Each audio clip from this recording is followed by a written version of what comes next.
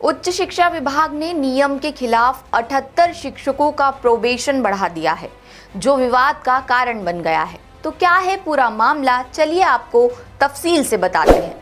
दरअसल छत्तीसगढ़ के उच्च शिक्षा विभाग के एक आदेश ने एक नई बहस छेड़ दी है। विभाग ने 2022 में नियुक्त 70 सहायक प्राध्यापकों यानी असिस्टेंट प्रोफेसर्स और 8 ग्रंथपाल यानी लाइब्रेरियंस और क्रीड़ा अधिकारियों यानी स्पोर्ट्स ऑफिशियल्स की परिवीक्षा यानी प्रोबेशन की ड्यूरेशन बढ़ा दी है।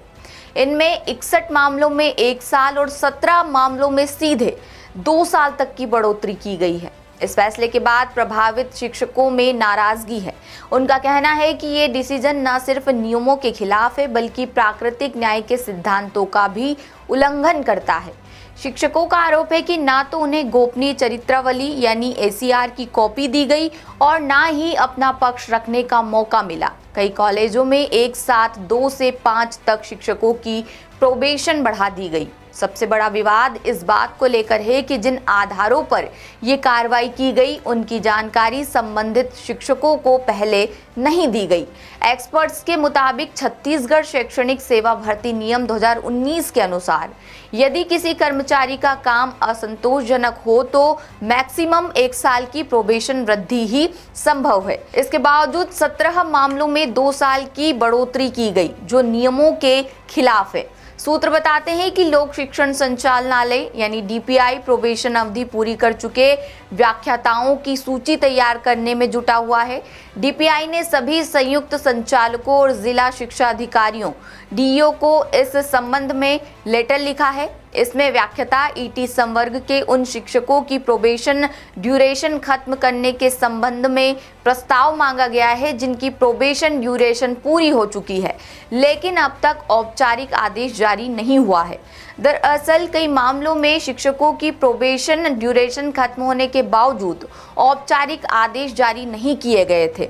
इससे संबंधित शिक्षकों को सेवा संबंधी लाभ नहीं मिल पा रहे थे। ऐसे में DPI के इस आदेश को लंबित मामलों के निराकरण की दिशा में अहम कदम माना जा रहा है। विभाग का मानना है कि इस प्रक्रिया से प्रशासनिक पारदर्शिता और कार्यक्षमता में सुधार होगा। परिवीक्षा अवधि यानी प्रोबेशन ड्यूरेशन खत्म होने के बाद शिक्षकों को स्थायी नियुक्ति का दर्जा मिलता है, जिससे उन्हें वेतन वृद्धि, पदोन्नति और दूसरे सेवा लाभों का अधिकार मिलता है।